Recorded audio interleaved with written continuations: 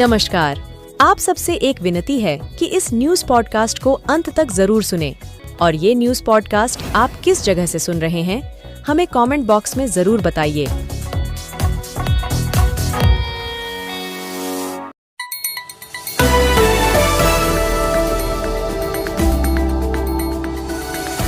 सबसे पहले नजर डालते हैं सुर्खियों पर। औरंगाबाद में सीएम नीतीश कुमार ने कुछ ऐसा कहा कि प्रधानमंत्री मोदी भी अपनी हंसी रोक नहीं पाए। आप पहले आए थे, इधर हम गायब हो गए थे, तभी हम फिर आपके साथ हैं। हम आपको आश्वस्त करते हैं कि अब इधर उधर होने वाले नहीं है। मुख्यमंत्री ने दावा किया कि एनडीए 400 सीट जीतेगा। इस दौरान पीएम ने कहा परिवारवादी डरे हुए हैं। उन्होंने जंगल राज की भी याद दिलाई। साथ ही 21,400 करोड़ की योजनाओं का उद्घाटन और शिलान्यास किया। 18 महीने बाद पीएम मोदी और सीएम नीतीश कुमार एक मंच पर नजर आए। इस दौरान जब प्रधानमंत्री का माला पहनाकर स्वागत किया जाने लगा तो उन्होंने सीएम का हाथ पकड़कर अपनी तरफ खींच लिया। सुपौल में चिराग पासवान की पार्टी लोजपा रामविलास के नेता अशोक पासवान को गोली मार दी गई। उन्हें हायर सेंटर रेफर कर दिया गया है। फिलहाल हालत गंभीर बनी हुई है। बाइक सवार 2 हमलावरों ने इस वारदात को अंजाम दिया। उन्हें मॉर्निंग वॉक करने के वक्त निशाना बनाया गया। मुख्य सचिव आमिर सुबहानी के बीआरएस आवेदन पर सीएम नीतीश कुमार ने अपनी मंजूरी दे दी है। उन्हें जल्द ही पदमुक्त करके बिहार लोक सेवा आयोग का अध्यक्ष बनाया जा सकता है। सुबहानी की जगह ब्रजेश मेहरोत्रा को चीफ सेक्रेटरी बनाया जा सकता है। मोतिहारी में एक होमगार्ड जवान के बेटे की हत्या कर शव खेत में फेंक दिया गया। मृतक की पहचान 26 वर्षीय दीपक सिंह के रूप में की गई है। शव पर जख्म के गहरे निशान मिले हैं। 20 दिन पहले ही वो जेल से छूटकर घर आया था। हमलावर उसे घर से बुलाकर ले गए थे। लालू यादव ने भविष्यवाणी की है कि 2024 के लोकसभा चुनाव के बाद नरेंद्र मोदी प्रधानमंत्री नहीं बनेंगे। उन्होंने दावा किया है कि इंडिया गठबंधन ही जीतेगा। आरजेडी सुप्रीमो ने राहुल गांधी को अपनी यात्रा बंद करने और सीटों का बंटवारा कर आगे बढ़ने की सलाह दी है। नीतीश की वापसी के सवाल पर बोले, अब कोई चांस नहीं। समस्तीपुर के रिलायंस ज्वेलरी शोरूम से 15 मिनट में 8 करोड़ की लूट हो गई। बदमाश 10 किलो से भी ज्यादा सोने के गहने झोले में भरकर भाग निकले। अपराधियों की गिरफ्तारी के लिए पुलिस पटना और बेगूसराय समेत कई जिलों में छापेमारी कर रही है। नवादा जिले की हिसुआ से कांग्रेस विधायक नीतू सिंह को पार्टी ने शो कॉज नोटिस देने का फैसला किया है। दरअसल उन्होंने लोकसभा चुनाव के लिए टिकट मिलने पर बीजेपी ज्वाइन करने की बात कही थी। ये कार्रवाई इसी बयान को लेकर की जा रही है। सहरसा में शादी समारोह के दौरान हुए सिलेंडर ब्लास्ट से एक ही परिवार के 7 लोग झुलस गए। घायलों में 5 महिलाएं और 2 पुरुष शामिल हैं। इनमें 4 की हालत नाजुक बताई जा रही है। सभी को डीएमसीएच रेफर कर दिया गया है। सरकारी स्कूल में पढ़ने वाले बच्चों को भी अब स्मार्ट क्लास की सुविधा मिलेगी। पटना नगर निगम जल्द ही इसकी शुरुआत करने वाला है। 2 करोड़ रुपए इसके लिए स्वीकृत कर दिया गया है। प्रधानमंत्री नरेंद्र मोदी पश्चिम बंगाल में अपने 2 दिवसीय दौरे के बाद बिहार पहुंच गए हैं। सीएम नीतीश कुमार ने प्रधानमंत्री का औरंगाबाद में स्वागत किया। बिहार के मुख्यमंत्री नीतीश कुमार के साथ राज्य में 21,400 करोड़ रुपए से अधिक की कई विकास परियोजनाओं का उद्घाटन और शिलान्यास करेंगे। पश्चिम बंगाल से रवाना होने से पहले प्रधानमंत्री नरेंद्र मोदी की नेता प्रतिपक्ष शुवेंदु अधिकारी और state unit president Sukanta Majumdar से मुलाकात हुई, जिसके बाद सुकांत मजूमदार ने मीडिया से इंटरैक्ट करते वक्त कहा कि उन्होंने पार्टी के एजेंडे और ममता बनर्जी के भ्रष्टाचार पर भी बात की। वहीं शुवेंदु अधिकारी ने कहा कि जनता का आक्रोश और पीएम मोदी का भाषण दोनों मिलकर अगली बार एनडीए सरकार को 400 पार लेकर जाएगा। गौतम गंभीर के बाद अब हजारीबाग से बीजेपी सांसद जयंत सिन्हा ने भी पार्टी में चुनावी दायित्वों से छूट की मांग की है। ट्वीट करके उन्होंने अपनी मांग का कारण बताते हुए लिखा कि वो भारत समेत दुनिया भर में वैश्विक जलवायु परिवर्तन से निपटने के लिए अपने प्रयासों पर ध्यान केंद्रित करना चाहते हैं। गौतम गंभीर की चुनावी राजनीति से एग्जिट पर दिल्ली सरकार में मंत्री और आप नेता आतिशी का बयान आया है। उन्होंने प्रेस कॉन्फ्रेंस करते हुए कहा कि गौतम गंभीर के संन्यास लेने का मतलब है कि भाजपा गौतम गंभीर का टिकट काट रही है। आतिशी ने आगे जोड़ा कि बीजेपी का ट्रेंड रहा है कि बिना योग्यता देखे वो किसी को भी टिकट दे देती है, चाहे वो भाजपा के सांसद हो या विधायक या पार्षद।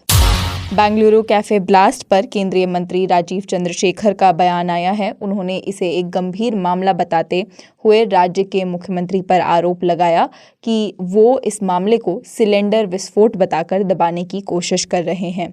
उनका बयान था कि मुख्यमंत्री अपने मंत्रियों, विशेष रूप से अपने उप मुख्यमंत्री को ये कहकर इसे दबाने की कोशिश ना करे कि ये सिलेंडर विस्फोट है। हमें ये सुनिश्चित करने के लिए कड़ी मेहनत करनी होगी कि बेंगलुरु सुरक्षित रहे। उड़ीसा में सत्तारूढ़ बीजू जनता दल के विधायक अरविंद धाली ने इस्तीफा दे दिया है। उन्होंने बीजेपी में शामिल होने की बात कही है। धाली खोर्दा जिले के जयदेव क्षेत्र से विधायक है। धाली ने कहा कि उन्होंने बीजेडी अध्यक्ष और मुख्यमंत्री नवीन पटनायक को ईमेल के जरिए अपना इस्तीफा भेज दिया है। हालांकि उन्होंने अपने इस्तीफे का कोई कारण नहीं बताया है। धाली पहली बार 1992 में भाजपा के टिकट पर उपचुनाव में मलकानगिरी सीट से विधानसभा के लिए चुने गए थे। उन्होंने लगातार 2 बार इस सीट से जीत भी दर्ज की थी। आत्महत्या के एक मामले में सुनवाई कर रही सुप्रीम कोर्ट ने कल मानव मन पर टिप्पणी करते हुए कहा कि ये एक पहेली है और असंख्य वजहों से कोई महिला या पुरुष आत्महत्या कर सकते हैं। 24 साल पुराने आत्महत्या के मामले में एक व्यक्ति पर आरोप लगा था कि उसने पीड़िता को उकसाकर उसका उत्पीड़न कर आत्महत्या करने के लिए उसे मजबूर किया था। बॉम्बे हाई कोर्ट ने 2010 में एक यौन उत्पीड़न और तांत्रिक से जुड़े मामले में तांत्रिक के खिलाफ फैसला सुनाते हुए कहा कि लोग अपनी समस्याएं लेकर तांत्रिकों और बाबाओं के पास जाते हैं। ये हमारे समय की एक दुर्भाग्यपूर्ण सच्चाई है। ये तांत्रिक समाधान के नाम पर लोगों का शोषण करते हैं। बॉम्बे हाई कोर्ट ने 6 नाबालिग लड़कियों के यौन उत्पीड़न के दोषी शख्स की सजा बरकरार रखते हुए ये टिप्पणी की। न्यायाधीश रेवती मोहिते डेरे और न्यायाधीश मंजुषा देशपांडे की बेंच इस मामले की सुनवाई कर रही थी। केंद्रीय मंत्री अश्विनी वैष्णव ने ऐप बिलिंग पॉलिसी का पालन न करने को लेकर गूगल की तरफ से की गई कार्रवाई पर कड़ा रुख अपनाया है। उन्होंने कहा कि भारतीय ऐप्स को डिलिस्ट करने की इजाज़त नहीं दी जा सकती। साथ ही उन्होंने गूगल और प्ले स्टोर से हटाए जाने वाले ऐप से जुड़े स्टार्टअप्स को अगले हफ्ते मीटिंग के लिए बुलाया है। इसमें मामले को सुलझाने की कोशिश की जाएगी। हिमाचल में लगातार हो रही बर्फबारी के बीच मनाली में एवलांच यानी हिमस्खलन हुआ है। इससे नेहरू कुंड के पास की रोड्स पर गाड़ियां पलट गई हैं। किसी के हताहत होने की फिलहाल खबर नहीं है। हालांकि मलबे के कारण सड़क पर आवाजाही बंद कर दी गई है।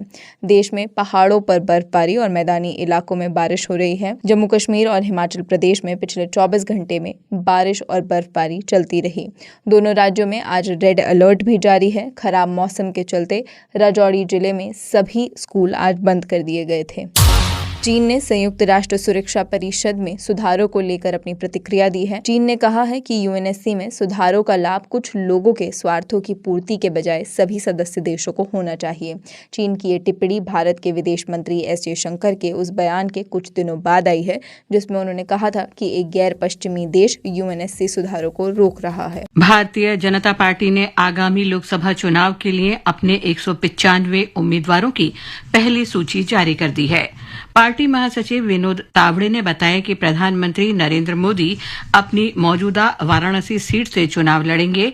इस सूची में 28 महिलाएं, 47 युवा, 27 अनुसूचित जाति से, 18 अनुसूचित जनजाति से और 57 अन्य पिछड़ा वर्ग के उम्मीदवार हैं। सूची में 34 केंद्रीय मंत्रियों के नाम भी शामिल हैं। मुख्य निर्वाचन आयुक्त राजीव कुमार ने कहा है कि उत्तर प्रदेश सहित समूचे देश में निष्पक्ष और पारदर्शी चुनाव सुनिश्चित किए जाएंगे। इसके लिए सभी तैयारियां पूरी कर ली गई हैं। उत्तर प्रदेश में मतदान प्रतिशत बढ़ाने के लिए चुनाव अधिकारियों को सख्त निर्देश दिए गए हैं। उन्होंने कहा कि जल्द ही चुनाव कार्यक्रम की घोषणा की जाएगी।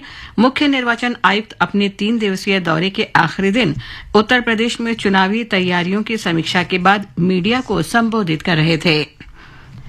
प्रधानमंत्री नरेंद्र मोदी ने बिहार में बेगूसराय के बरौनी से देश भर के लिए 1,48,000 करोड़ रुपए की तेल और गैस परियोजनाओं का उद्घाटन, लोकार्पण और शिलान्यास किया।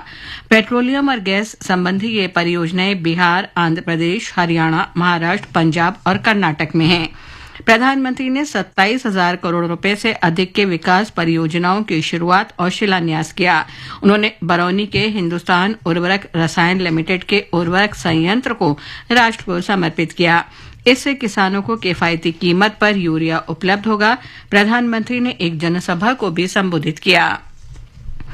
इससे पहले प्रधानमंत्री ने औरंगाबाद में 21,000 करोड़ रुपए से अधिक की कई विकास परियोजनाओं की आधारशिला रखी और कई राष्ट्र को समर्पित की। उन्होंने 18,000 करोड़ रुपए से अधिक की राष्ट्रीय राजमार्ग परियोजनाओं का उद्घाटन किया और निर्माण की शुरुआत भी की। प्रधानमंत्री ने दक्षिण और उत्तर बिहार को जोड़ने के लिए गंगा नदी पर 6 लेन के एक पुल का शिलान्यास किया। श्री मोदी ने बिहार में औरंगाबाद के रतनुआ में एक जनसभा को संबोधित करते हुए कहा कि भारतीय जनता पार्टी का ब्रांड विकास है। उन्होंने कहा कि ये भाजपा की कार्यशैली है कि जिस कार्य को वे शुरू करते हैं उसे पूरा भी करते हैं। प्रधानमंत्री ने सुबह पश्चिम बंगाल के नादिया जिले के कृष्णानगर से 15,000 करोड़ रुपए की कई विकास परियोजनाओं का शुभारंभ किया। केंद्र सरकार त्रिपुरा मोथा नाम से लोकप्रिय स्वदेशी प्रगतिशील क्षेत्रीय गठबंधन और अन्य हितधारकों के बीच त्रिपक्षीय समझौते पर आज नई दिल्ली में हस्ताक्षर किए गए।